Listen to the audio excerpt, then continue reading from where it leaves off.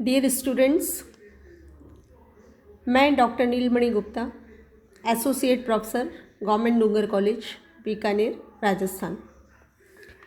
BSc द्वितीय वर्ष गति विज्ञान की आज की इस कक्षा में हम हमारा नया टॉपिक सेंट्रल ऑर्बिट यानी संकेंद्र कक्षा पढ़ेंगे। सबसे पहले सेंट्रल फोर्स यानी संकेंद्र बल क्या होता है। When any particle moves under any force such that its direction is always towards a fixed point, then that force is known as central force and the fixed point is known as the center of force। मतलब जब कोई कण एक ऐसे बल के अंतर्गत गमन करता है जिसकी दिशा सदैव एक नियत बिंदु की ओर रहती है, तो वह बल केंद्रीय बल और नियत बिंदु बल केंद्र कहलाता है। फिर सेंट्रल ऑर्बिट क्या होता है यानी संकेंद्र कक्षा क्या होती है। The path of any particle moving under any central force is called the central orbit. किसी केंद्रीय बल के अंतर्गत किसी गतिमान कण की गति के पथ को संकेंद्र कक्षा कहते हैं।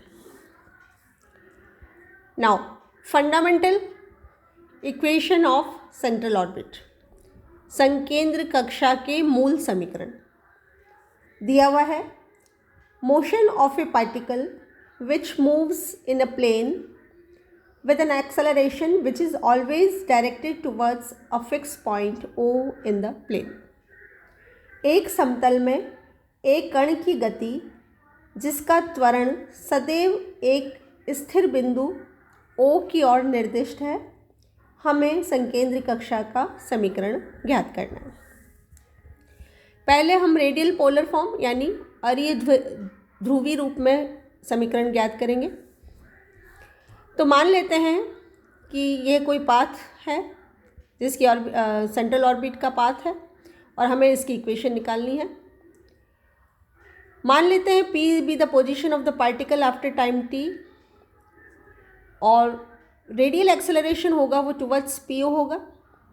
तो रेडियल एक्सेलरेशन का फॉर्मूला हम पढ़ चुके हैं जो कि होता है r double dot minus r theta dot square, और चूंकि ये टुवर्ड्स फिक्स पॉइंट यानी O की तरफ है इसलिए इसकी वैल्यू माइनस होगी और सिंबॉलिकली हम इसको F मान लेते हैं। तो हमारे पास समीकरण है r double dot minus r theta dot square is equal to minus F। इसको हम समीकरण नंबर 1 मान लेते हैं।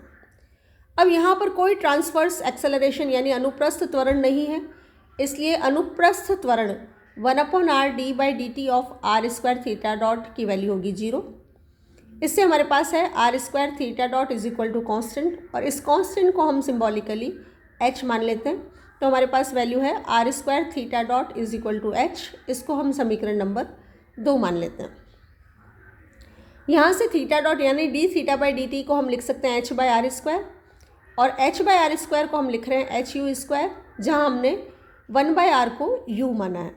इसको हम समीकरण नंबर 3 नाम दे देते हैं। अब समीकरण नंबर 1 के उपयोग के लिए हमें D R by D t चाहिए, तो we start with d are by D t. इसको इस तरह लिख सकते हैं d are by D theta into D theta by D T. D are by D theta as it is और d theta by D T की value समीकरण number 3 से रखेंगे h you square. D are by D theta को फिर हम इस तरह लिख सकते हैं d are by d u into d you by D theta और h you square as it is. तो d are by d u की वैल्यू, क्योंकि हमारे पास u is equal to 1 by r है, इसको हम r is equal to 1 by u समझ सकते हैं। तो d are by d u की वैल्यू हुई minus 1 by u square, d you by D theta H you square as it is. तो हमें D R by D T की value प्राप्त होती है minus H D you by D theta. इसको हम समीकरण नंबर 4 नाम दे देते हैं। D two R by D T two के लिए एक बार फिर इस रिजल्ट को हम t के रिस्पेक्ट में डिफ्रेंशिएट करें, तो हमारे पास है D two R by D T two is equal to minus H D two you by D theta two into D theta by D T.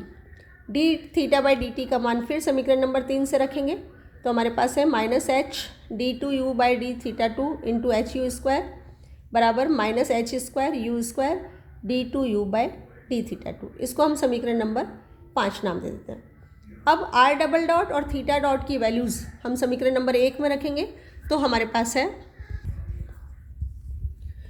-h² u² d2u/d2 -1/u h² u⁴ और इसको इस तरह लिख सकते हैं d2u/d2 plus u f/h²u²। इसको हम समीकरण नंबर 6 नाम दे देते हैं और यही हमारी संकेंद्र कक्षा की मूल समीकरण है जबकि रेडियल पोलर फॉर्म हो। दूसरी है हमारी पैडल फॉर्म। पैडल फॉर्म का मतलब है हमें P और R में रिलेशन चाहिए। तो if P be the length of perpendicular from pole to tangent, मतलब यदि P स्पर्श रेखा पर मूल बिंदु से डाले गए लंब की लंबाई हो तो हमारे पास सूत्र है 1/p² = 1/r² plus 1/r⁴ dr/d का होल स्क्वायर। चूँकि हमने 1/r को u कहा था इसलिए यहाँ पर इसकी वैल्यू जब हम रखेंगे तो ये हो जाएगा u² प्लस du/d का whole square. Differentiating both the sides with respect to theta we have -2/p³ dp/d is equal to 2u du/d plus 2 du/d into d2u/d2। इसको इस तरह लिख सकते हैं -1/p³ dp/du into du/d is equal to du/d into u plus d2u/d2 और this can be write down as -1/p³ as it is. dp/du को हम replace कर रहे हैं dp/dr इंटू dr/du से और right side u plus d2u/d2 as it is. dr/du की value फिर हमारे पास चूँकि r is equal to 1/u है तो dr/du की वैल्यू हो गई -1/u²।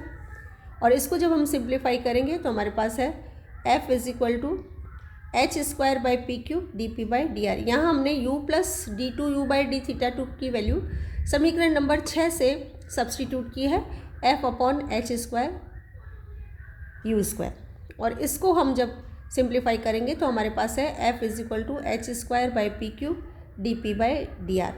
तो ये भी एक संकेंद्र कक्षा का समीकरण है यानी equation of central orbit in terms of polar form. Next is linear velocity of a particle at any point in the central orbit. संकेंद्र कक्षा के किसी बिंदु पर कण का रैखिक वेग। वेलोसिटी का फॉर्मूला हम पढ़ चुके हैं r.² प्लस r⁻ का होल स्क्वायर होता है v² इक्वल टू। तो जब हमने अभी r डॉट और θ डॉट दोनों के मान निकाल चुके हैं तो जब ये वैल्यूज़ हम यहाँ सब्सटीट्यूट करेंगे तो हमारे पास v² की वैल्यू है h² du/d का होल स्क्वायर प्लस h²u²। तो इसको हम इस तरह लिख सकते हैं v² equal to h² into u² plus du/d का होल स्क्वायर और ये हमारा किसी कण के रैखिक वेग का सूत्र है। Next is time in an orbit. संकेंद्र कक्षा में समय। Time taken by a particle on a central orbit in reaching from a point P to another point Q।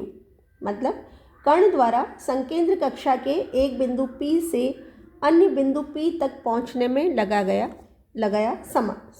समय। तो हमारे पास फॉर्मूला है r² theta dot is equal to h। Theta dot को हम लिख सकते हैं dθ/dt। तो वेरिएबल्स को जब हम सेपरेट करेंगे तो हमारे पास है dt is equal to 1/h r² dθ। Integrating we get t is equal to 1/h sign of integration θ1 to θ2 r² dθ where θ1 and θ2 are values of theta at the points P and Q respectively। जहाँ θ1 और θ2 क्रमशः P एवं Q पर theta के मान हैं। Next is central force for a given central orbit. यानी अगर संकेंद्र कक्षा ज्ञात हो तो हमें बल केंद्र निकालना है। पहले पार्ट में हमें पूछा है when a particle moves in an ellipse under a force which is always directed towards it's focus. जब एक कण किसी दीर्घवृत्त में इस प्रकार गमन करता है कि इस पर क्रियाशील बल सदैव दीर्घवृत्त का नाभि की ओर दिष्ट है, हमें सेंट्रल फोर्स फाइंड आउट करना है। तो लॉ ऑफ फोर्स यानी बल नियम निकालते हैं। If central force is P then equation of central orbit. अभी अभी हमने सेंट्रल ऑर्बिट की इक्वेशन निकाली है, सिम्बॉलिकली यहाँ F की जगह P ले लिया है। तो सेंट्रल ऑर्बिट की इक्वेशन है in terms of polar form, P is equal to H square you square into d2u by D theta 2 plus U. ये हमारा समीकरण नंबर 1 है। अब चूंकि सेंट्रल ऑर्बिट हमें एलिप्स दी हुई है और एलिप्स की पोलर इक्वेशन हमारे पास है L/R is equal to 1 plus E cos theta, और पोलर इक्वेशन में जो हमारा फोकस होता है एलिप्स का वही पोल होता है। इस इक्वेशन में हम 1/r को u से रिप्लेस करेंगे तो हमारे पास है Lu is equal to 1 plus E cos theta. समीकरण नंबर 1 के उपयोग के लिए हमें d2u बाई डी थीटा 2 की वैल्यू चाहिए, इसलिए equation Lu is equal to 1 plus E cos theta को हम थीटा के रिस्पेक्ट में डिफ्रेंशिएट करेंगे तो हमारे पास है L du by D theta is equal to minus E sine theta. एक बार और डिफ्रेंशिएट करेंगे तो L d2u by D theta 2 is equal to minus E cos theta. तो ये u और d2u बाई डी थीटा 2 की वैल्यूज़ जब हम समीकरण नंबर 1 में रखेंगे तो हमारे पास इक्वेशन नंबर 1 बन जाएगी P is equal to H square you square into minus E cos theta by l plus 1 plus E cos theta by l, और this is equal to H square you square by l. H square by l को हम mu से replace करेंगे यानी h square equal to mu l. ये हमें एक तरह से स्टैंडर्ड रिजल्ट की तरह यूज़ करना है आगे भी, तो इसको ध्यान रखिएगा। तो H square equal to mu L, और ये वैल्यू जब हम यहाँ रखेंगे तो हमारे पास P का मान प्राप्त होता है म्यू बाय आर स्क्वायर, यानी P is proportionate to 1 by R square. So central force is inversely proportionate to square of distance of particle from focus, यानी केंद्रीय बल नाभि से कण की दूरी के वर्ग के व्युत्क्रमानुपाती होता है। इसी सेंट्रल ऑर्बिट के लिए वेलोसिटी एट एनी पॉइंट निकालना चाहेंगे तो हमारे पास सूत्र है v square is equal to H square into U square plus D you by D theta का होल स्क्वायर, या फिर u और D you by D theta की वैल्यूज़ रखेंगे तो हमारे पास है म्यू एल। एच स्क्वायर की जगह हमने म्यू एल रख दिया, u की जगह है 1 plus E cos theta by l, और D you by D theta की जगह है minus E sine theta by l. इसको हम इस तरह लिख सकते हैं mu by l into 1 plus e square plus 2 e cos theta, mu by l as it is, और ब्रैकेट वाली टर्म को हम फिर रिप्लेस कर रहे हैं 2 into 1 plus E cos theta minus of 1 minus e square से। अब इसको फिर इस तरह लिख सकते हैं mu into 2 into 1 plus E cos theta by L minus 1 minus e square by L. L को हमने अंदर डाल दिया है। अब 1 plus E cos theta by l की वैल्यू हो गई 1 बाई आर, तो ये हो गया 2 बाई आर, और 1 minus e square by l को हमने रिप्लेस किया इस तरह। एल होता है सेमी लेटस रेक्टम यानी अर्धनाभिलंब, और इलिप्स के केस में अर्धनाभिलंब की वैल्यू होती है b square by a. B square का फॉर्मूला होता है a square into 1 minus e square, तो हमारे पास बी स्क्वायर बाई ए का मान है a into 1 minus e square, तो 1 minus e square by l की वैल्यू हो गई 1 बाई ए। तो सूत्र हुआ v square is equal to mu into 2 by r minus 1 by a. तो अगर सेंट्रल ऑर्बिट इलिप्स है तो उस केस में किसी बिंदु पर वेग का सूत्र होगा v square is equal to mu into 2 by r minus 1 by a. इसी के लिए पीरियोडिक टाइम यानी आवर्तकाल ज्ञात करना है तो since rate of description of sectorial area is constant and equal to h by 2, यानी त्रिज्य खंड क्षेत्रफल निर्माण की दर अचर h बाई 2 होती है, अतः यदि संपूर्ण दीर्घवृत्त का परिक्रमण काल t हो तो हमारे पास सूत्र है h बाई 2 इंटू टी बराबर पाई ए बी। यहाँ पाई ए बी इलिप्स का एरिया है, तो इससे हमारे पास t की वैल्यू है 2 पाई ए बी अपॉन एच। h का मतलब root of mu l, l का मतलब बी स्क्वायर बाई ए। तो इस सब को रख के जब हम कैलकुलेट करेंगे तो हमारे पास पीरियोडिक टाइम आ गया 2 pi by root mu into a raise to 3 by 2। तो ये तीनों चीज़ें हमने निकाली जब हमारे पास सेंट्रल ऑर्बिट थी इलिप्स की। Second is when a particle moves along the curve r raise to N is equal to A raise to N cos of n theta under a central force towards the pole. जब एक कण केंद्रीय बल के अधीन वक्र r raise to N is equal to A raise to N cos N theta में गमन करता है तो हमें सेंट्रल फोर्स की वैल्यू निकालनी है।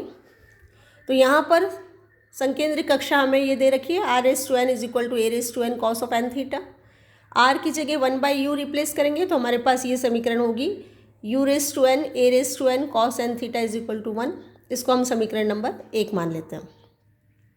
अब दोनों तरफ लॉग लेते हुए थीटा के रिस्पेक्ट में जब हम डिफ्रेंशिएट करेंगे तो हमारे पास है n/u du/d theta plus 1/cos n theta into minus n sin n theta is equal to 0। इसको हम यूँ लिख सकते हैं du/d theta is equal to u tan n theta. एक बार फिर थीटा के रेस्पेक्ट में डिफ्रेंशिएट करेंगे तो हमारे पास है d2u/d theta 2 is equal to du/d theta tan of n theta plus u n sec square n theta. du/d theta की वैल्यू रखेंगे तो d2u/d थीटा 2 की वैल्यू हो जाएगी u into tan square n theta plus n sec square n theta. u और d2u/d theta 2 की values equation of central orbit में रखने पर हमें मिलता है p is equal to h square u square into u into tan square n theta plus n sec square n theta plus u।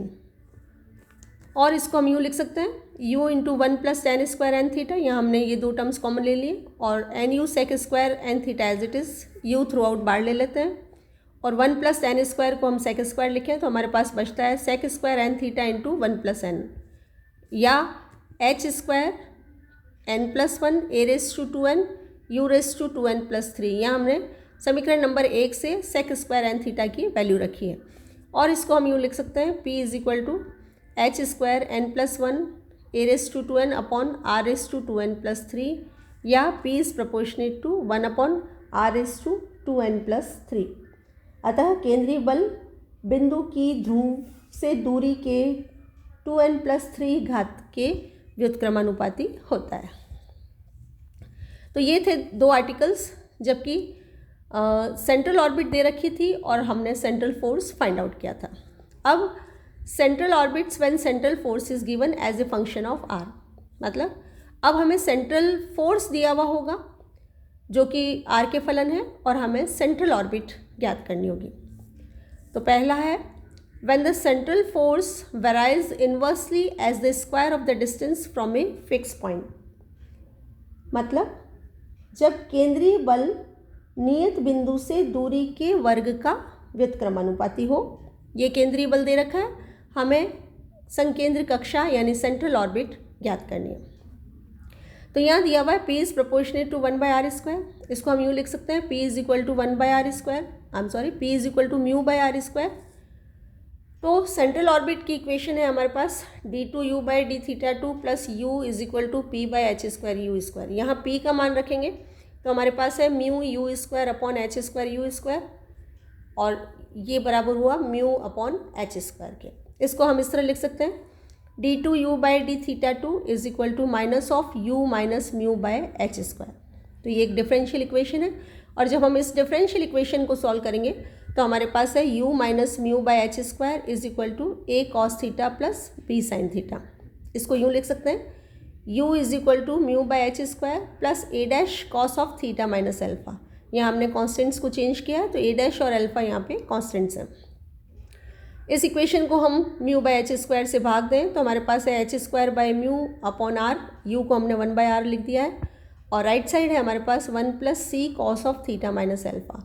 यहाँ हमने a1 a डैश h²/μ को c माना है। h²/μ हमारा l था, जैसा कि हमने पढ़ा था अभी कि h² का मान μl होता है, तो h²/μ की वैल्यू l होगी, तो ये हो जाएगा l/r is equal to 1 plus c cos of theta minus alpha.